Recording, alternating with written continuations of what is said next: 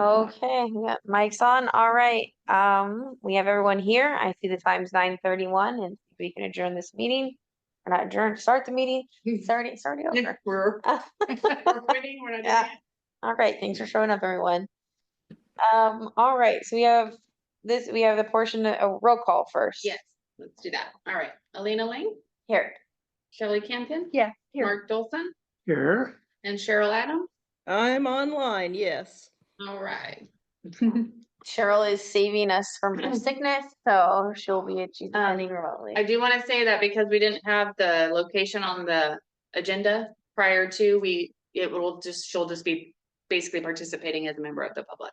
Yeah, she can input on the topics, just if we go to make a motion of any sort, you won't be able to vote. That's all for Yeah. Cheryl, so. All right. Okay, so this portion is for oral communications from the public, but I see no one in the room.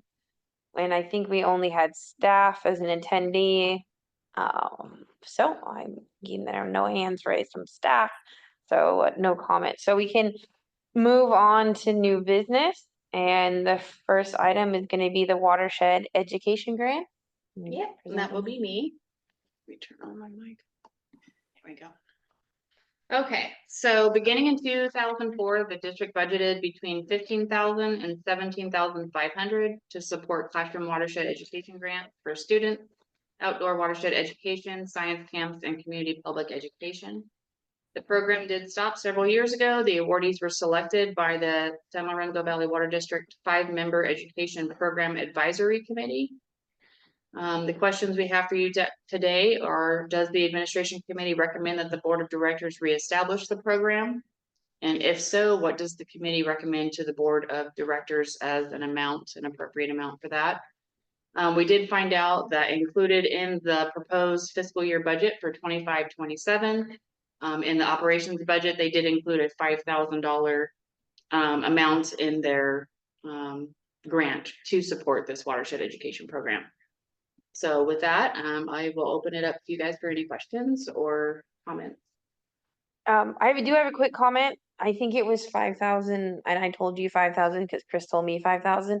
I think it was 2,500 for 5,000 total, just to clarify that. So since it's a 2-year budget, it was 2,500, This information actually came from Heather, so. Oh, it came from, okay. Yeah. Okay, because Chris thought he put 5,000 and then when he Yes. looked, he said it was 2,500. He did confirm it's 5. Okay, so it's 5,000 in the operational budget. Right. Okay. Okay, And just to be clear, so that's per year? Yes. Thank you. okay, Per fiscal year. awesome. And it's only awarded to 2 recipients? No, Well, not necessarily. Based on what we had seen previously, it was awarded to quite a few recipients. There were 2 different classifications. There was a classic watershed grant, grant, and then there was a different. There was two different ones, 2 different classifications of the watershed grants, and they were from like $500 up to like $1,500 or $2,500. yeah. I Yeah. think probably be a couple 500 to 1,000 probably awarded. Like I already know, like the Boulder Creek Elementary here, they have a hard time sending their kids to science camp, and so they already kind of heard we were talking about this, and they're like waiting because just to even get $100 off per student for them like helps them a lot. Because it's like I think it's like $350 or something to send each student. That's per student.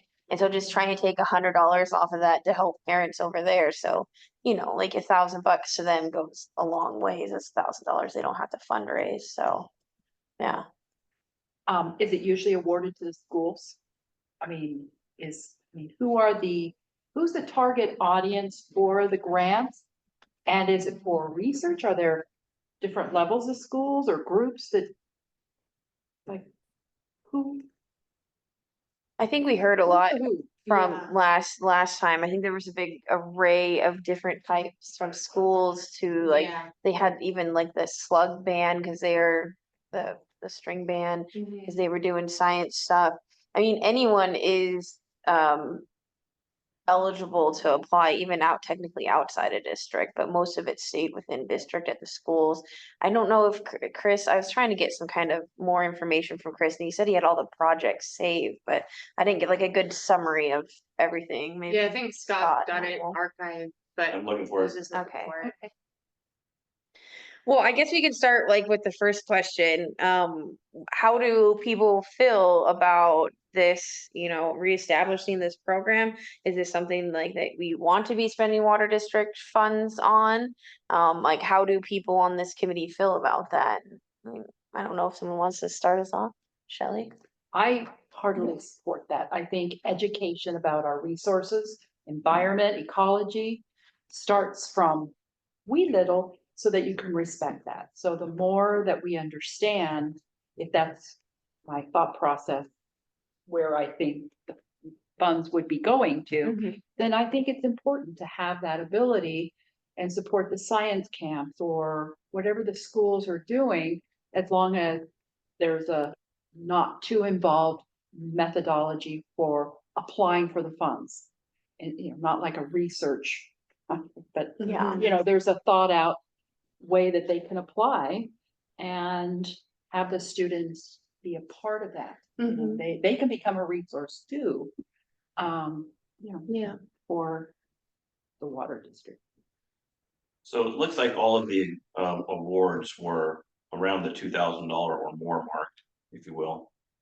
And there's classic watershed grants. So they have classic watershed education grants that advance the mission of the district education program. And then they have data collection restoration grant to help district watershed lands. So there's two different ones like that. Oh yeah, I see and Chris had sent me the funding. Yeah, so the classic one was more like classroom education, education for students, outdoor watershed education, hike science camp, community public education, and then you had the more like actually doing like it says data collection, research and restoration grants.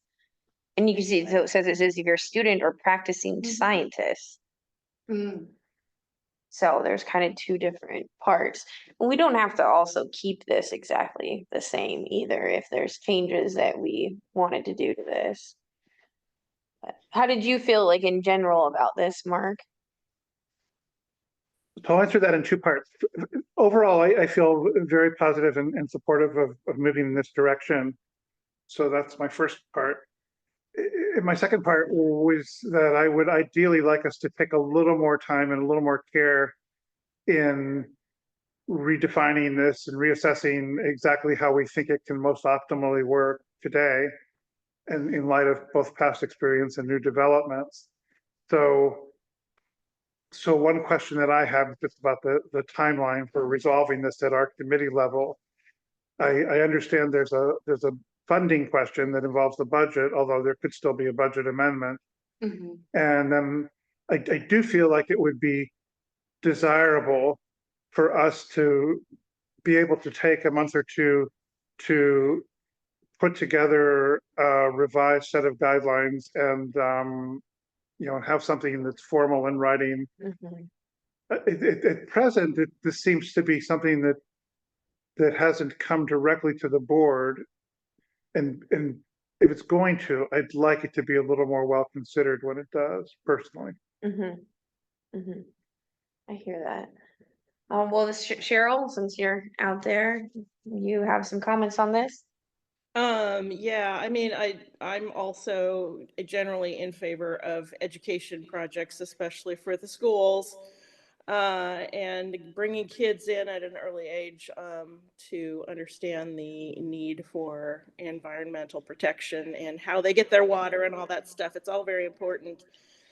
My question, is, like Mark said, can we tighten this up a little bit as far as what we're asking for people to do? So I'm assuming we're going to go to RFP or something like that. And then the secondary question would be, who's going to do it? We do have some changes to the org chart, and some vacancies on the org chart. So you know, where would this fall, and do we have anybody now that could pick up and run with it? Because it would be nice to have that person work with us and talk with us about operationalizing it. Mhm. So how it worked last time is the board picked a 5-member secondary board to go through all of these grants, and they were just, you know, community members that made those decisions. Right now, we do have 2 public committee members that have kind of stepped forward to kind of think about this, and that's, I don't know if you know who Linda, I misbutcher her last name, Skeef. She's Yeah. Skeff, okay, I always, so she's with the Valley Women's Club and Environmental Group. She does a lot of stuff in our community. And then we also have Lee Summers has stepped up to kind of work on this, and she's friends of, and so they were kind of trying to think about a bigger draft, because they asked me if we needed any help, and I was like, well, it is kind of hard to draft documents as we're sitting in these committees, and if they had any additional. So I think we do have 2 public committees that are members that are very interested. And as far as staff, I did talk to Chris and like was like, hey, I know you already have a lot on your plate, like I don't know if this is going to be a challenge for you to undertake. And he said, since we already have things like pretty well like laid out already, he didn't think that that was going to be a big burden on him. So I think like just the biggest hurdle is just going to be getting the board to assign people to this, you know, subcommittee of people to be doing that. And then it probably should just kind of hopefully just keep going like it did before. I didn't know if you had any other comments on this, Jen, on the staff side of things, or Scott, if you. On the staff side, I mean, this is kind of gonna be touched on in the next item, but you know, we are trying to fill the environmental planner position. We posted that, so maybe if we get somebody in to help and support Chris, this won't be so much of an endeavor. And you know, I think we would have the manpower to do it. Yeah. I haven't seen any of the guidelines. I know that there are some, so once we get your guys' input, you know, I can follow up with Chris, and what we can either bring it back to the committee with those guidelines, the ones that we already have, and we can go through them and maybe potentially make some edits. You know, I know that there's probably an application form that needs to be updated as well. So I'll have to touch base with Chris, and we can always bring that back to a future meeting. Yeah, and it's For right now, it was just like, do we want to do this? And if so, what's the amount we would want to propose? I think that's kind of our first step. yeah, and I think it's to Mark about you saying taking our time. I don't think this is a huge rush since we don't have someone in the environmental planner position, just trying to get it in order.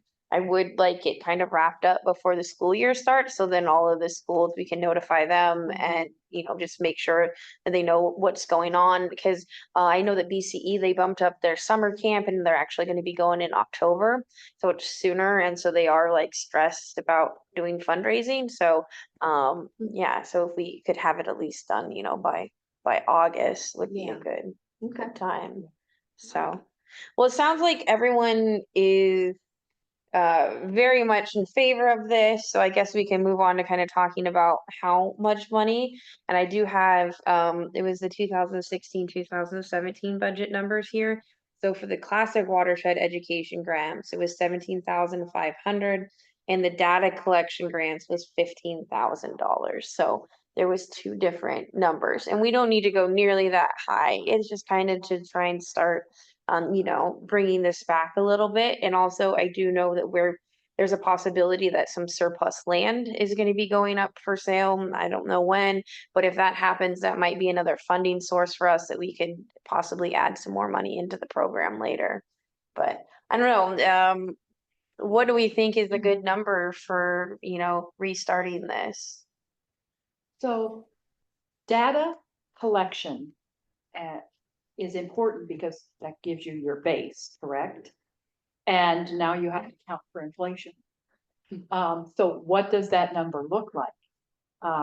And who do you usually resource to? I don't know. I mean, if you could get a student out of Santa Cruz that, see, I'm always trying to tap into our universities and colleges because they do a lot of their own type of work.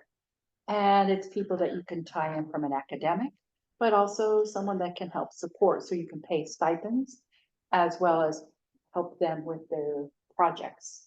But I would say if the data and the research is important for driving projects within the district, then I would say your 17 was before 17.5, Mm-hmm. then you probably would want to look at either that number or, but then what was it for the schools? That the 17.5 was For the the schools, classic, and and then then 15 Yeah. for the data or data collection. But we also, you know, don't have to bring back both. We could bring back one if the budget is limited and just focus on the kiddos. And Yeah. I mean, for me, yes, I believe like you're saying, the data collection is super super important.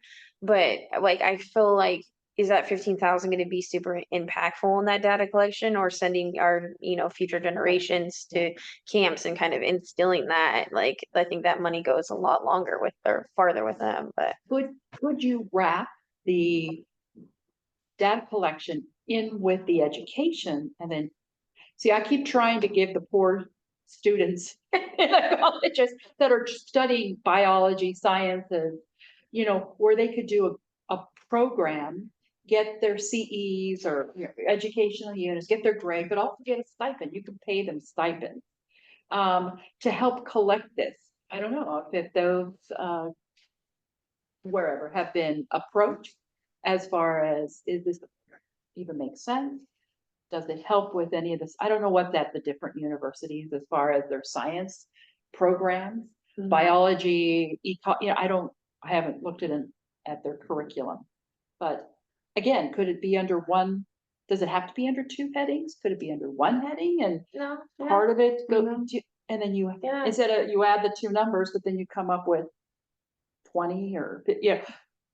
And it, I think Mark, you have yours. I do. I'm not sure what I want to say. It's maybe a little fast for me. I do feel a responsibility for us to have a fully baked plan before we try and figure out how much it's worth investing in it. I'm open to the possibility that there could be a single combined category. I know that in the past, some of the projects that were successful involved the high school students doing not only data collection, but actual science projects. But it was also dependent on who was available at the high school, and you know, the teacher that was involved with that's retired. So so my question is more, how quickly do we want to move, even on that first question of what the size of the budget should be? Because there's enough money in there right now, as I understand it, to move forward on a trial basis, even though we don't have clear guidelines reinstated. And I understand your desire to get those by August, which I support. And it's conceivable that if to me, that if we had a more fully mapped out program in August, we might be able to decide whether we want to seek revised funding in the, you know, via a budget amendment. But I don't feel I have a basis for saying, oh, we should increase the amount that's allocated right now. That's where I am. Okay. Cheryl? I hate to add more admin to all of this, but I think what we don't have is a needs assessment. How, who needs this money? Who wants to do the education projects, and how much do they need? And you can find that out through your application or RFP process. But it kind of would be nice for us to know right now, kind of what the interest is for this, so that we can have a better idea of how much it would cost. But that's another layer. So I don't know if we can look at the past projects and what they cost and what they were doing. I don't know. What does everybody else think about somehow doing a needs assessment so that we can get a better idea of what interest there is out there in doing educational programs? I don't know how would we go about doing a needs assessment, like surveying the schools or taking a look at the prior projects and how much we handed out? What I mean, exactly that's, you can process? do yeah, you could do a historical one just using prior data. What did we do in the past? And would that be likely something that they would want to do now? Or we could do something that was a little more staff intensive and, you know, send out a questionnaire to the public. You know, what do you know, we've got this, here's what we had. We'd like to establish another educational program. We could send it out to the schools and find out what they have available and what they could use it for. And so it'd be a preliminary thing. We could find out what they could use, because a lot of them are going to have existing programs that they just need funded, right? Mhm. Yeah. So again, I'm trying to be very sensitive to staff load. Excuse me. So maybe just the historical review would be better, and just see what we did and how much it cost, and if those folks are still around, maybe finding out if they still have those programs, and yeah. So Scott, did you send that email to everyone or just I me? didn't have a real email. Oh, okay. Scott just send us a bunch of information that we can forward on, but just about, it's like on their old website. Yes. Mhm. Wow. Wow. Okay. so there's a good historical reference that we can look at. Is that what you're saying? Yeah, Okay. Scott just sent it over to I me. can say it out loud. The website is archive.slvwd.com. Okay. And it's /_education.htm. Capital E. Or you can find it through the departments. Yeah. So it says like 2018, we had the fifth graders to science camp, which I know the BC really needs to help. We gave them 2,500 to send them to camp. And then there's the Banana Slug String Band that did a bunch of it says theater, movement, and puppetry to teach watershed education to the elementary school students, and that was 2,400. They had a family science night at SLVE, which they gave 2,100. They delivered 4 water science lessons to approximately 400 students. That was 2,500. So it's just this was all just 1 year, and then we have the Santa Cruz National History Museum, which was 2,500. And looks like there was some more water education classes for 2,500. And then there was the San Lorenzo Outdoor Preserve for Education or SLOPE, and they got 3,000. And so in 2018, that came to 17,500. And then it went on into the grants. For the data collection, 10,000 was there. I think the only thing that I'm not really seeing is if there was more people that applied and were rejected, like if and so if there was still more need there or not. Has anyone applied since or has tried to apply or? We ran out of funding because the funding came from a land sale. And so when they sold that land, it went in to fund this project for so many years and then they ran out of money. Just saying, reject, I was just wondering. who Yeah. knows. Well, that was all part of that advisory committee, so it'd be nice if we could maybe touch base with somebody that was on that committee. Kind of see what they were looking at, if they had, you know, some kind of, like you guys were saying, guidelines. Yeah, because that would be really hard decisions to make. Mhm. Go ahead. I'll add one more thing, which is just for me. Again, I want to move carefully on this. I would also, I'm a little less concerned about the community needs than I am about the benefit to the water district. So I would want to both assess how the district has benefited in the past from this and include an ongoing assessment component into the program to be sure that we understand that we're happy with what we're doing. Mm-hmm. So you're looking at outcome measurements, which I wholeheartedly support. Yeah. Yeah, whenever we're handing out money, we need to find out not just what happened, but what were the outcomes of, you know, what was the activity and what's the outcome for the district. So, On the webpage that I sent you, the archive page, there's a spot that says for more information, click here. It takes Oh, I you to a see. PDF document that kind of explains the background and what the application process and things of that nature. excellent. Awesome. Thank you, Scott. You're welcome. Oh yeah, frequently asked questions. Who's eligible? I mean, this is all pretty laid out. We could send all this out to everyone to take a better look at all of this documentation because this program is pretty well flushed out and developed. It would just be if there was any slight changes that we wanted to make. Well, that's great. I mean, no, I don't think we need to be reinventing the wheel if there's already a process and a structure. Why don't we just run from that, do our updates, make some changes, and it's always easier to take that route than to start from scratch. Okay. All right, so we can send all this out. I think it's just, I know like people are hesitant to throw out a number.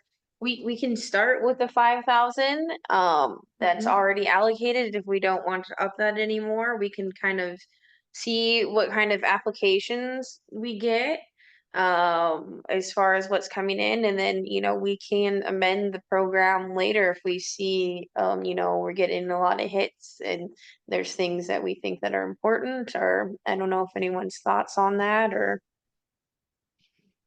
I think if you have data that says what the outcomes were for 2018, probably into 19, what was the benefit? And then it would drive your, that's sort of your outcomes. And you can say we need more of that, or this is the cost to that. But I agree. I think outcomes measurements are important because if you do something, you want to make sure that it has the effect that you were looking for in the setting that you're aiming for. did you do something? Well, just in the spirit of pushing to a conclusion, I'll say where I am with it. Yes, I'd be fine today accepting the $5,000 that's already been budgeted for each year. I'd be very happy to see us come back in July prepared with proposals for modifying the existing paperwork, and I'd be happy to make an assessment down the road about whether we should increase the budget. Okay. Yeah, my only worry at the 5,000 mark is it's like, oh, it's a lot of work to hand out 2 grants. So that would be my only thing that I'd be like, maybe 10K would be more appropriate. But I know that we have so many limitations in our budget and I don't want to take from other things. So if we're studying at 5, I'm also okay with that, and see if we do end up surplusing any land and can give some of that back to the public, since we are selling kind of public lands. I think that would be a good thing to do there. So, I don't know, what are you thinking, Cheryl? As far as a number, to keep it at 5, expand? Yeah, well, again, I like you don't know if we would be robbing from some other important program. Otherwise, I'd say if there's an extra $5,000, we could up it to 10, and because we know there's going to be interest. Put it that way. If we put this out there, people are going to be interested. If we spent 17,500 last time, again, costs have gone up, and I think it'll be easy to spend that money if we have an application process, and so I'm just going on historical data. We spent that much back then. I think we could probably easily do that again. Right. Yeah, we actually spent 32,500 in total. And, So, yeah, and then once we get our apps, Surplus, right, yeah. But, you know, we're not in that Yeah, predicament now. oh, she's just saying about spending the 17.5. Like, yeah, we Yeah. spent a lot. Yeah, so, we did. Yeah. That's because we had it Yeah. readily available. Okay. Right. Well, could you cap the grant amount per applicant to a certain amount, so that way you can give away 5 instead Mhm. of just giving away 1 or 2, Yeah. Right. make them smaller dollar amounts, but then you can offer more. And it seems like that's what they were kind of trying to do before. It looks like they were mostly around the $2,500 mark. Mm-hmm. So if you did 10, that would be 4 grants. You did 10,000. If we Yeah. kept it at that, doesn't mean you have to. There might be somebody that only needs $500. I mean, I don't know. Right. Right. I feel I don't know. See, this is why we originally sent it to Budget and Finance to see what kind of money there was. Because I don't want to say 10 and take it away from another project, but I feel like 10 is a good number to be I able think to that's a good do. place to start. I think it is too. Go ahead, Mark. I hear you. Still dragging my feet because I don't really want it to be based on feelings. And I also suspect as a practical matter that if it needs to be approved by the board, Mm-hmm. you're going to need 2 other board members. And I don't think you have 2 other board members in the absence of a clearly articulated, updated plan. Yeah. So Yeah, that is another worry to update it to 10, then it might get rejected unless we keep it at 5. No. Are we circling back to keeping it at 5 since it's already in the budget? Well, we're already gonna get 1 no vote on the budget approval. That's already been Yeah. very clear, so that, I guess that doesn't really matter. Oh, I haven't been following the board I meetings. do want to bring up one thing that and this is just my recommendation. I think that if we're going to do this, the funds should stay within the district. Yes. You know, I think that before there was money that went outside of the district. And to me, that, you know, that could be an issue. So Yeah. I think we need to, that should probably be included in the guideline and the application. Yeah. And everything, so that we are clear on that. And it's not because we don't want to, it's just, this is, you know, we're dealing with district funds, so. Yeah, no, I hear that. Okay, so I feel like we still haven't quite gotten a thing on the number, but as far as this, maybe we can get all this information to all the committee members as far as the program, that website, Mhm. everyone can take a look at it. I've heard that I should be taking notes. You know, staying within the district, I really do like that. I think that we need to make some changes about how this committee was formed, and make it a full board vote, far as who gets placed on this subcommittee. And I think that it's a little bit of a change of how we assigned people last time. Um, so those are those 2 things, and then maybe make them these like smaller grants so we can kind of spend the money farther, because I think a lot of people are getting all of their funding cut across the board for sciences. So the more help that we can give more people is good. And I guess I'm hearing to keep it at the 5 and not up it. I don't want to put my own feelings into this, so I'm really relying on you. Because if it's me, I'd be like, do 10 now. And I don't want to put words in people's mouth, and I want this to be your guys' decision. Well, if it's not likely to pass the board at a higher rate right now, maybe what we need to do is leave it at 5.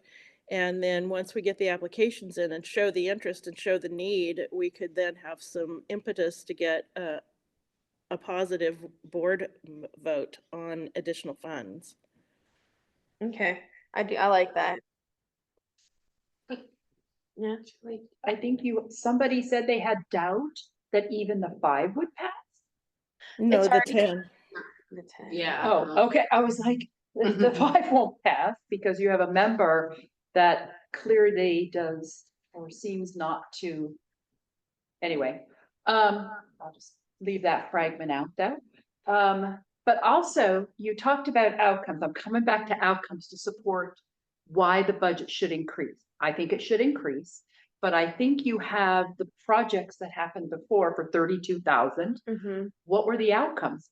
And on the application, you can write what your projected outcomes usually be. If you are asking for money, you're asking money for a reason. What is that reason?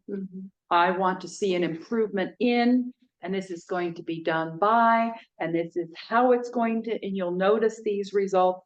You know, I'm gonna probably tie it back to nursing, but if you want to implement something, this is what, when you have this intervention, here's what you are expecting in your result. So, based on those that in 2018, they asked for the money, what were the results? Mhm. You know, the education is like for a fifth grader, enhance the experience of, but what did they do? Did they do a project inside science? I don't know how science camp really works, but what was the result? And why would we want to continue it? Mhm. And if there are positive benefits, then you could tie it back to the 10 grand that you're asking for, because in the community, these were your results. And then you can apply them to a broader base. I'd go in big, ask, and then maybe it cuts back to 8. I don't know. I don't know what the budget is. What does the budget and finance have to say about what projects are already out there that need money? Preventative maintenance, PMs, important, Yeah. you know, but so is our youth, so is the knowledge, because before I ever moved, I had no idea. I had no idea. So, Yeah, I think we have a really unique watershed here too, that's worthy of educating our children on, because it's so. adults, hello. I know, and this is a lot different. I don't think people realize that have like kind of been born and raised here, like how unique the system is. I've worked with contractors in Stream and trying to explain to them, like, you can't put that here. This is a really flashy system, and they're like, "What do you mean? This is what, like, you know?" And just so like it is really unique in just how we take our water and trying to pass that on to the youth. I think it's super important, so they care about this and understand it. And as far as we were saying that about not passing, we have a no vote for the full budget and not just this line item. They've already stated that they will vote no on the entire budget. So I just don't want people being afraid to put money in the budget because they think it's going to be turned down, because that's already going to be, there's already one no across the board. So that one doesn't really matter. But the 5,000 is in the budget. So, Already in the budget. and no one has argued against it yet. So Oh, I'd go for 10. go for it. We got, I would just go, I would up okay. it.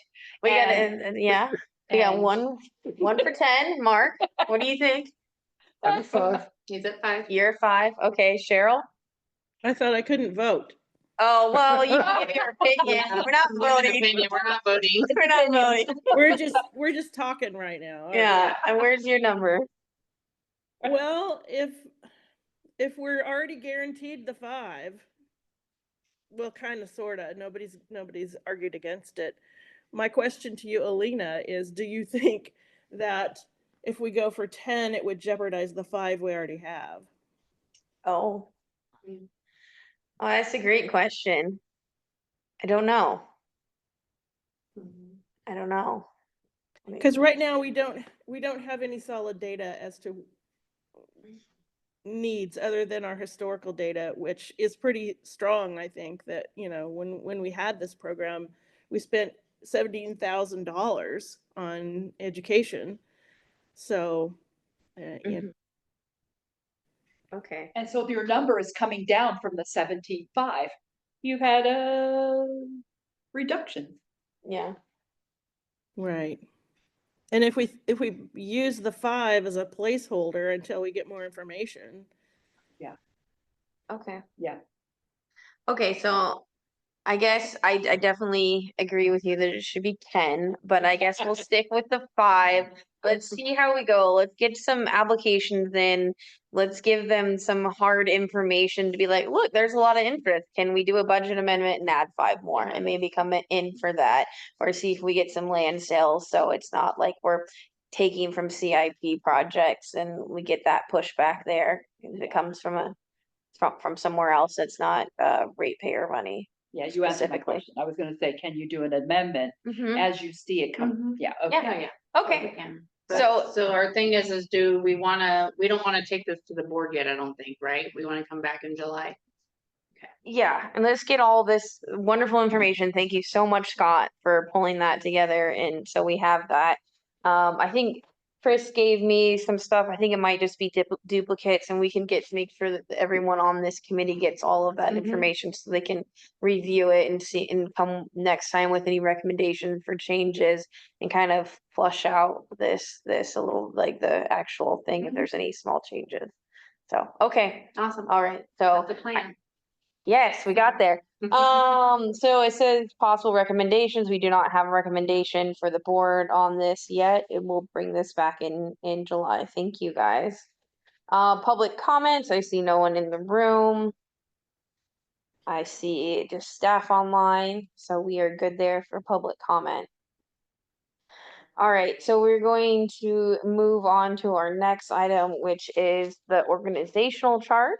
And I think Jen will be doing that one as well. Yeah. So what I put in the packet for you is a couple, there's a lot of stuff. So the previous interim general manager, John Kunkel, was working on drafting a new or proposed organizational chart, which included some changes. This was based on his knowledge and experience, working in municipalities. The current organizational chart is also included there for you as attachment 2, so you can see the difference. A few of the proposed changes, there's a new proposed position to provide additional administrative support, which is a special projects manager.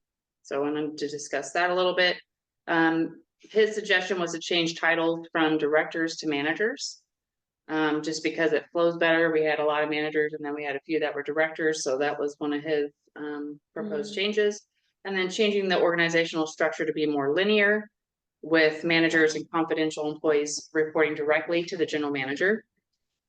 The current vacant positions we have the director of operations, or as we propose, operations manager.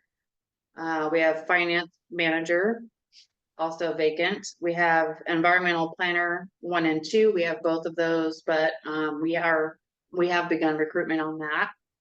We posted that on May 14th and we've received quite a few applications so far. Construction inspector was another one that's in the engineering department. We did actually complete interviews for candidates back in February.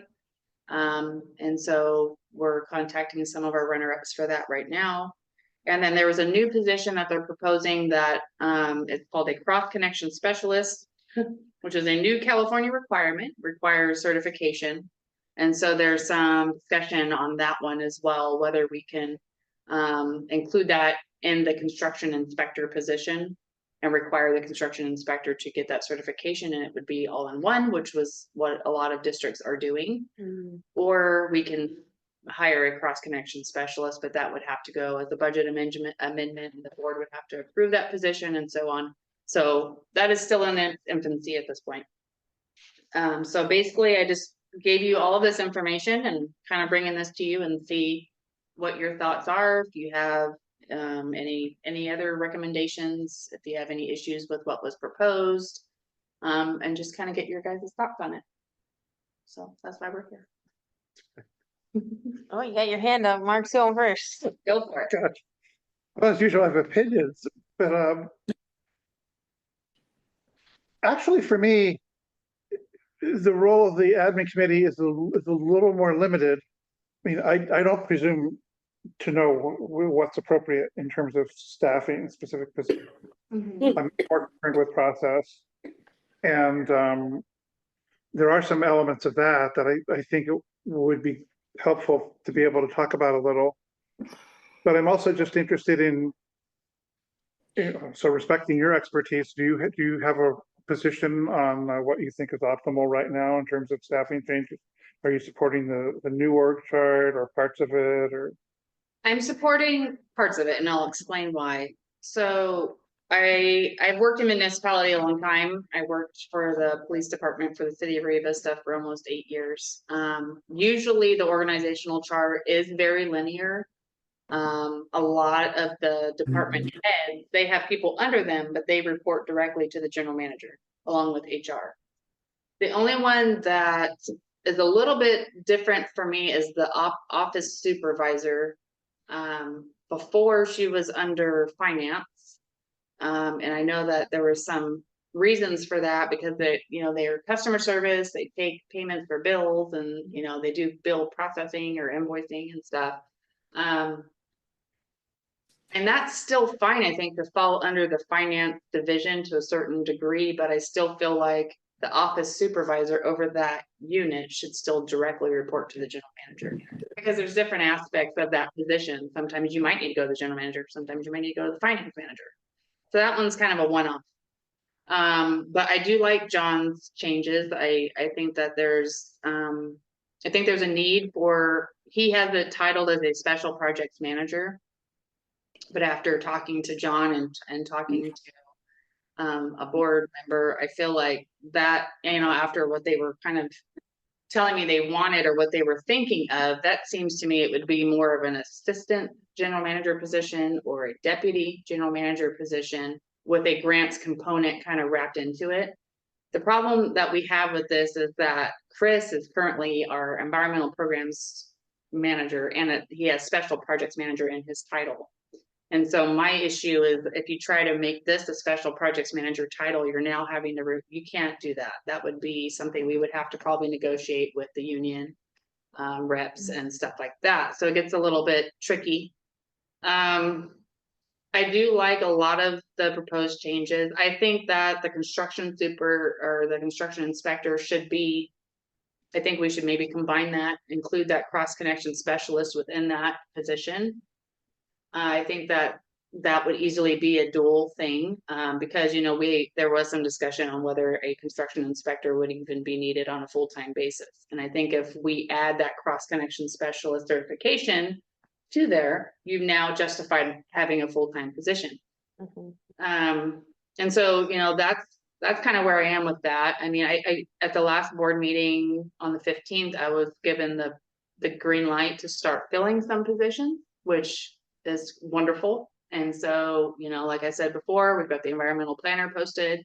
We've got our construction inspector, hopefully soon. The only ones that are still kind of vacant are the finance manager, which we're going to try to find a consultant to help with that. Kind of similar to how we did for the GM recruitment. And operations director. So currently we have an acting. So similar to how I'm an acting general manager, we have an acting operations director right now. Can I ask some more questions? Oh, yeah. Yeah. That's really helpful, thanks. Let's see if I can remember all these. So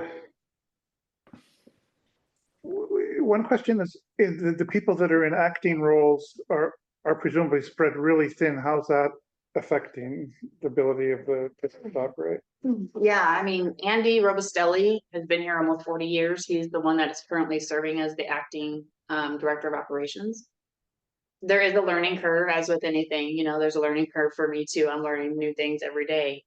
And yeah, it causes a little bit of stress, a little bit of anxiety, but I think Andy is doing a wonderful job. And if he were to come to me and say that he was interested in that position, I would have no problem assigning that for him. But I haven't really had an opportunity yet to have that conversation with him. The thing then is if he fills that position, somebody's got to fill his. And from my understanding is we do have a couple of employees internally that are interested. So that may be an easy movement there. We'll see how it goes. So Also helpful to understand that.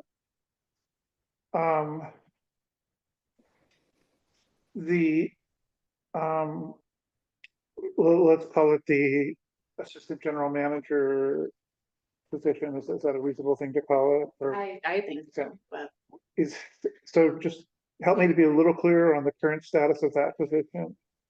That one is still in its infancy, pretty much. I mean, John had worked up a job description that he had taken to the board and they weren't super thrilled with it.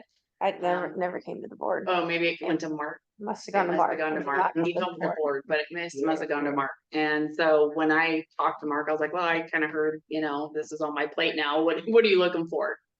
And so after a conversation, it kind of came out that, okay, well, you're kind of looking for an assistant or a deputy. And he said, yeah. And I'm like, okay, well, why would we not just make the title that? So we're still kind of going back and forth on that. I think we'll see how that goes, but ultimately this is gonna be probably a proposed new position. I think the title will probably change.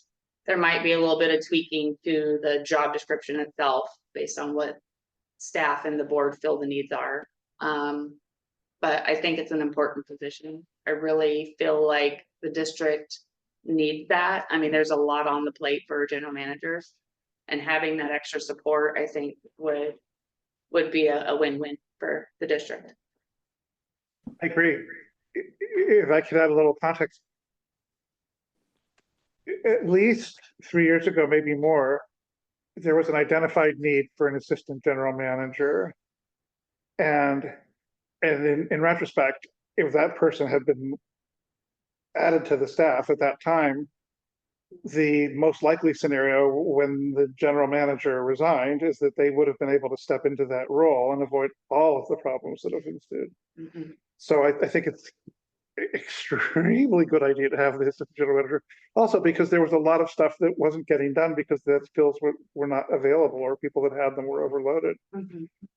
So that would lead to my question of how quickly do you think you can act on that? I think once they get a permanent general manager in this position, I think that will be the ultimate deciding factor on that. Because, yeah, I mean, there's still some working out we gotta do on that position. And, I think with having a permanent person, I think the permanent person would probably wanna pick their assistant. So, that's kind of where the thoughts are on that one. Okay, thanks. Yeah. Do I understand that the hesitation on advertising for the operations manager is the possibility that you'll move people around internally? Well, we had been kind of told we were not going to be filling any positions for a while until we had a permanent general manager. Yeah, And that recently changed. And so now I'm starting, the wheels are turning and I'm trying to figure out what's the best move. But at the same point, I don't want to pressure staff either, so I'm kind of trying to be real careful with that one. I think if we don't move people around internally, we'll definitely get it posted as soon as possible because we need to fill that role regardless of what happens internally. okay. This is helpful. I have two general comments that I think do align more with admin committee responsibilities. So one is, I'm just trying to state this diplomatically. It's been really troubling to me how opaque the district has been about staffing issues. And especially given the urgency of addressing them, there's been a real lack of clarity about what's going on. And your explanations here are really the first exception to that. There was a little bit of that at the meeting on Thursday, but I would recommend, or I would be open to people explaining why this is not a good idea, that as long as they're critical open positions, I would expect to hear from the board at every meeting about what progress has been made or what new steps have been taken to produce more progress. That's issue number one. And I would track all the open positions, even the ones that aren't official, because they're staff deficiencies. And Right. and those are being allowed to go for months and months and months. And then sometimes there'll be contracting deficiencies that haven't been noticed, like with the grants writing assistant. And it hobbles the district's ability to function. So it really troubles me. The other thing that that also bothers me personally is this argument that anything should wait for the new general manager in terms of hiring. Because the whole idea is the district needs to operate as effectively as it can all the time. Anytime a new general manager comes in, things are going to evolve. They're going to find things that have either changed since the last decision was made, or they're going to have personal issues with the way things are being done. I accept that, but I can't be frozen in fear of that future development. It is really a problem. And I would also appreciate, a clear position from the district that says, no, we're not waiting at all. We're moving as fast as we possibly can, because we've been moving as slowly as we possibly can for years now. That's my sermon. No, I mean, I think you're saying what's on my mind, so I don't disagree with you. Yeah, yeah. yeah. And that's why, when I got the green lights to start moving, man, I did. So we're gonna fill these positions as quickly as possible.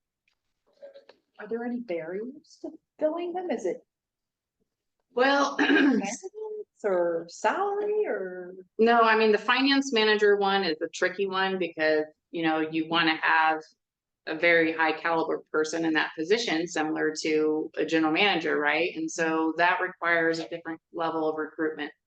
And we've recruited for this before. I've interviewed candidates for this before, and we had two. One was really good. We ended up losing out on a candidate because we didn't move fast enough. So my thing on this is my time is limited now. And so having this recruitment consultant come in and help with that is good. And they do the vetting and they do the phone screens and they give us the best candidates. And so for that one, I feel that's the way to go. The environmental planner, I don't see a problem with getting that one filled. I think we should have that one hopefully by middle of June at the latest. And the construction inspector, we could probably start him same time, maybe the beginning of June. So we're getting some things filled. We're working on it as fast as possible. It's important because, the staff they have to have some relief. I'm doing 2 jobs right now. I did hire a part-time assistant to kind of help out. So I'm trying to find some time to train her and have her help me with some of the stuff that I just can't do anymore. So we're getting there. We're getting there. We're gonna get some support. So I'm looking forward to that. I don't know if someone wants to go next. I do have a lot to say, but I don't want to step on anyone else. So I don't know if anyone has something to say now, or I do have a couple of things to say if that's all right to follow up. Okay. So as far as the construction inspector with the cross connection, I think that really resolves a lot of the issues that we've been talking about. So actually the construction inspector came to fruition while I was on a committee level. And we didn't know at the time, and they were kind of explaining to us as far as how much we were spending on contracts versus we hired someone and that we'd be able to slide them over. But then it kind of ended up being that there wasn't enough work, but now it sounds like we have this cost connection. So I think that really solves that issue. And I really like the idea of combining those two for sure. As far as, changing manager and director titles, I think the only thing that I foresee there being an issue with is like, I know when we went out for general manager, we had a different title for that. And we had a really hard time recruiting people because we were using a different title.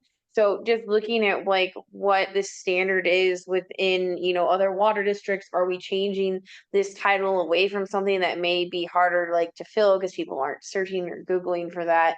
That was like a issue like I didn't even foresee like with the general manager. Because I think most people call them director of operations at water districts instead of operations manager. I haven't really, but so that's my only thought as to all of that. I do see in this revised one as well that we are missing that planner position, and so just making sure that gets back in there because we are backfilling it. Because I'm super happy that we're getting that one filled, because even if we brought in that new proposed position, I just think there's too many highly detailed environmental stuff that role specifically needed to be filled with someone with that educational background. And so I'm really glad that that's being filled and we can kind of put that back on the chart.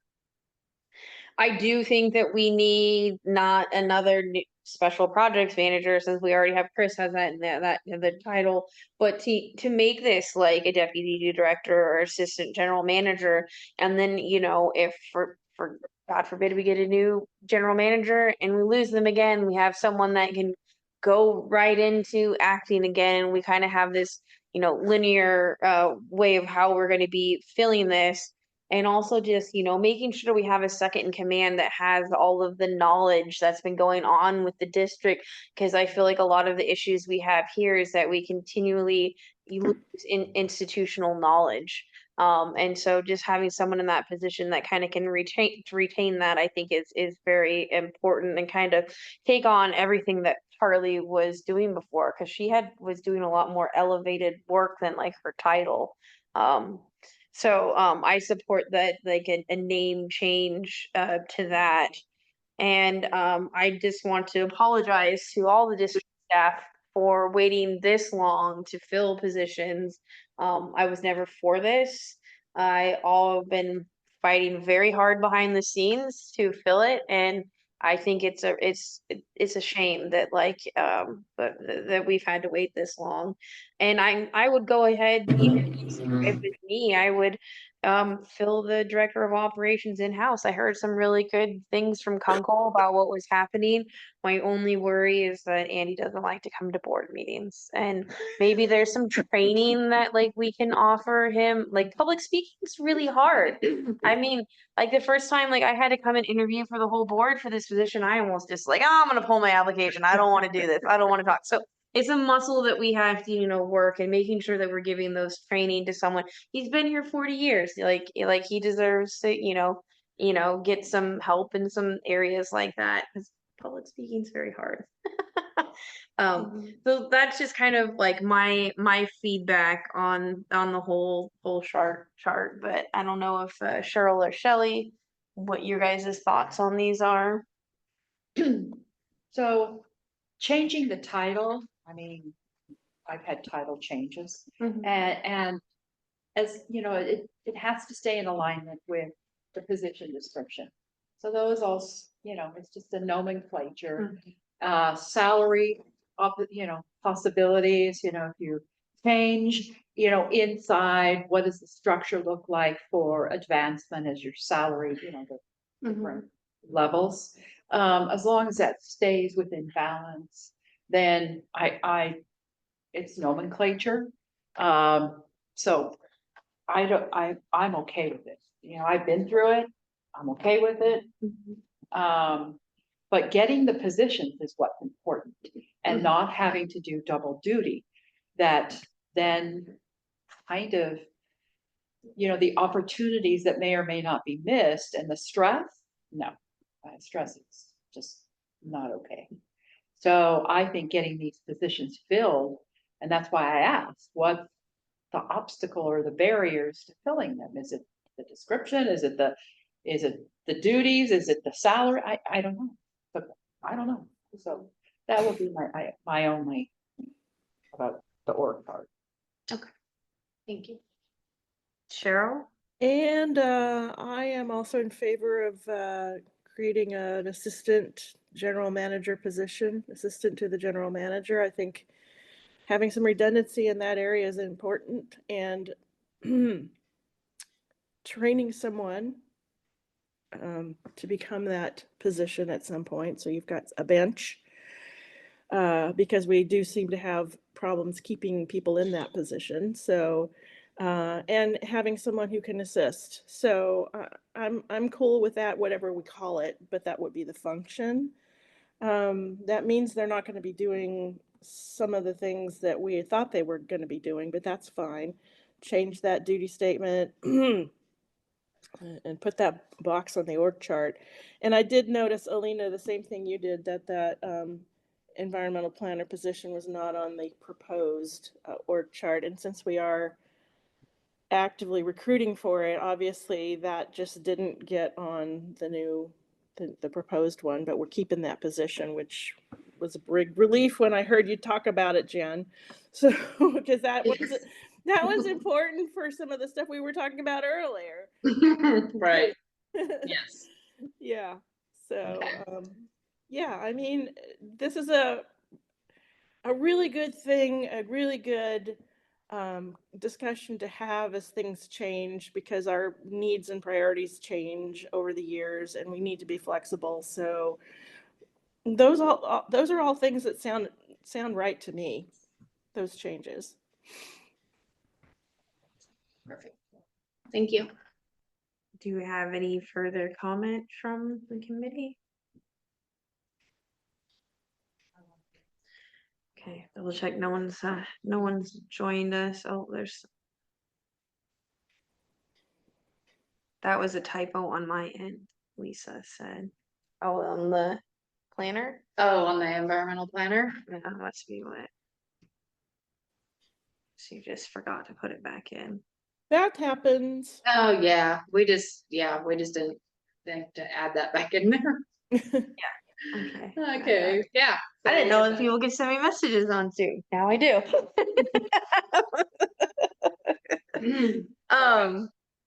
Well, I mean, do we want, I'm open to doing a recommended motion that the admin committee suggests that we propose a new position, whether that be whatever title it is, but something in the grounds of an acting general manager. I don't know if we want to recommend that to the board, that we all support that, or we haven't gotten to do any fancy motions here yet.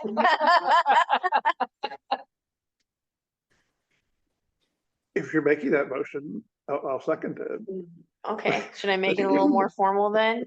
Yeah. I would like to make a motion that the admin committee recommend to the board of creating a new position, is something in title of assistant general manager.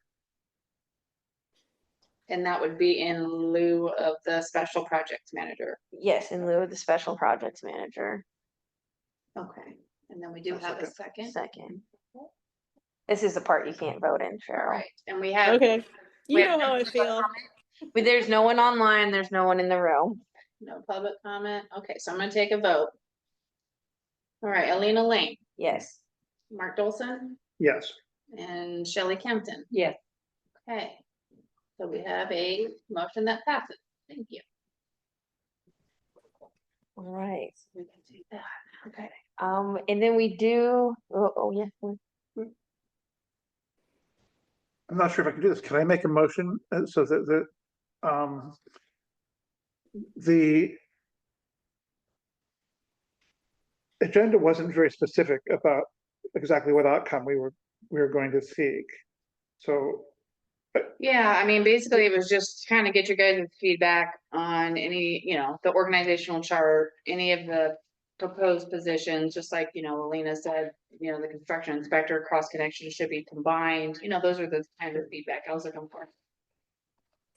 I mean, yeah, I'm happy that we got a chance to provide informal input and also improve our understanding. But I'm tempted to make a motion that we recommend that the board include an agenda item at each public meeting that reports on progress regarding all currently open positions being filled. Okay. How's the rest of the committee feeling? Sorry. How's the rest of the committee feel, Penny? Yeah. Yeah, everybody's in consensus. Yes, I think it's Yeah. important that you understand where it is so that you gain a broader knowledge of the realignment of what's happening is with the mission and vision of the Mhm. water. I mean, Alina? So we were talking about bringing something to each board meeting of the status on the open positions. I don't think that's unreasonable. I think that a lot of this is kind of gone on without, the public being able to understand what's happening, and that would create more transparency, which I think is key within the district and kind of just, help move this along. And if they're not being filled, like, giving the public an explanation why, because I feel like a lot of times, even as a board member, I haven't been given an explanation why. Like, I didn't really understand that, like, we went out and tried to hire a finance director, had people ready to move into this position, and like, what stopped that? Because that wasn't a board vote. I didn't say stop that. So who's saying stop? And like, why are they saying stop? And just making that information more transparent and giving us an opportunity to be able, to discuss this, because if it's not agendized, we can't discuss it. So what is your motion?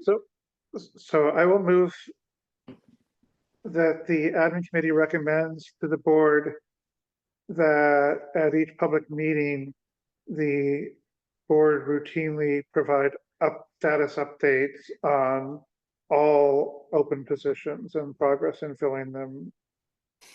Okay, All right, do we have a second? I second. Okay. All right, Elena Lane, Yes. Mark Dolson, Yes. and Shelley Campton. Yes. Okay, And again, no one in the room, no one online. that's perfect. Public comment. Thank you. All right, we have no unfinished business. And we do have a spot here for committee comments. So this is kind of just reserved for general comments from the committee and or requesting any future agenda items. I don't know what we have for next month. Right now, I don't really have anything besides the watershed grant. So if anyone here has something that they really want to talk about next month, we are open to suggestions. Go ahead, Mark. This is a quasi suggestion, a quasi question for Jen. So one mechanism that I've been concerned about the absence of, but I'd like your perspective on it, is just an overall tracking mechanism for both board meetings and committee meetings that lists items that have been discussed but aren't totally resolved, items that are pending for discussion and when they are expected to be discussed. It's just because it frequently happens even in board meetings that the president will say, okay, I will discuss that at a future meeting, and months go by. He has no idea of when these things are actually going to get addressed. Right. So I feel like a lot of things potentially slip through the cracks. So I'd be in favor of updating our process in a way that tries to address that issue. Okay. These are maybe well, Like outstanding items. yeah. Yeah, I was mean, wondering if- it could even be a spreadsheet or just something that's visible and routinely checked. We could always try to include items and unfinished business. But then that can sometimes make the meetings longer, depending on Sure. what it is. You can table it if there's, Yeah. or assign someone. Mhm. That was my whole hope of adding to, the board comments section also to the board packet, because I was hoping that, they would throw out maybe some of future agenda items, or we're gonna bring this back, or we need this to move forward, those kinds of things. So that was my hope with working with our general counsel. That was what they had recommended to add. We're working on it because it's new, so, yeah. Next time I discuss it with Mark, I'll make sure that, that's what they understand that this is for, not just for necessarily future agenda items, but anything that maybe needs to be dealt with. We may not have a date though, they may say we need to bring this back, but not quite sure when. So, because there's things that get brought up. So it's a good opportunity to kind of have a parking lot, so to speak. Yeah, I Okay. appreciate that. Shelley? I think unfinished, bring it forward, outstanding, parking, all those titles kind of, to be determined. Yeah. Because if it languishes out there and then never gets addressed. Mhm. And you go, wait, we talked about that once upon a time. Yeah, I created that What in did our we do? staff meetings, because we do our senior staff meetings, and so that has been integrated into our staff meetings, so that things don't get forgotten about. Do you have a standardized agenda and minutes and, For the staff meeting? yeah, No, we have an agenda, but we don't have minutes. Yeah. But I created exactly that, a parking lot. Yeah. We're gonna put things that are pending and we don't really know when the end is gonna be, but it's just so we don't forget. Because things get forgotten. Well, I agree. That's what I used to do too. I would always have something that was unfinished business or pending items so that it wouldn't drop off the radar and get forgotten about. So, I mean, every time we look at that, either it's something we can address now or not. Maybe something we don't want to address anymore. We can take it off the parking lot, but having that there, that we didn't finish something that we actually started at some point, at least a discussion, probably a good idea to have that on the agendas. Yeah, I'll touch base with our legal and just kind of see what their thoughts are on that and how we can integrate that and still be, in compliance with the Brown Act and all that good stuff. Okay.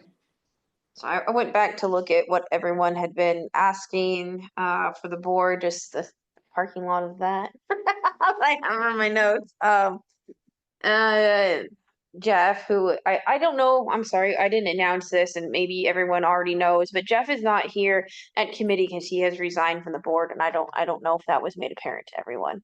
So I don't know if Shelley knew. I know you know, and probably Cheryl knows, but I don't know if Shelley did. So that is why I'm the only board member right now.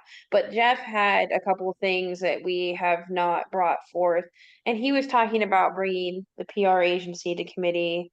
And then he also, I did follow up on that management software stuff. His was talking about when customers call in and then their file comes up, like every service call was recorded, and I don't know if that's something that that district already has or not. Like a customer service call log. Yeah, he's called like it was a management software. He was talking, so I know our system can do that. It can pull call logs and so you can see how many calls you received a day or.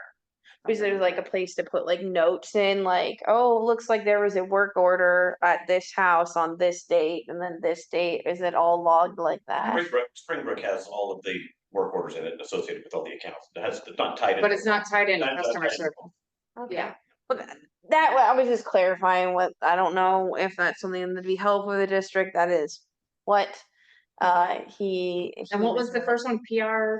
He wanted to be their PR agency, Miller Maxwell, to come and just talk to us. So, Oh, but he's not here anymore. But those are the only two things that feels like we brought back everyone else's comments or whatever. So, what was that? Do you have Mark?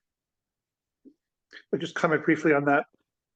So I'm supportive of both those topics.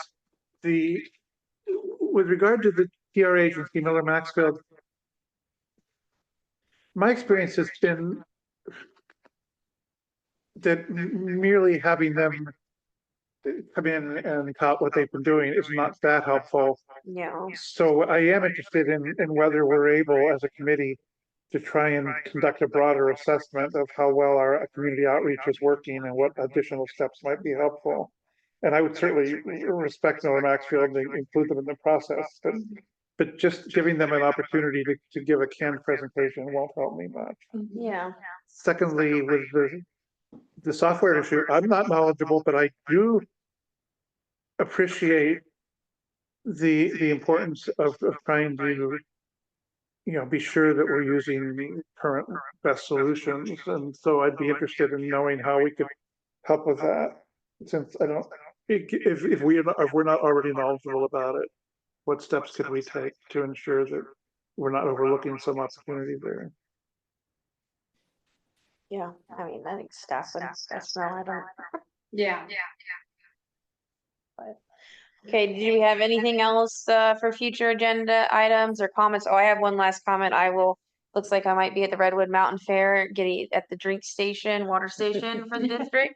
So please come say hi on Saturday.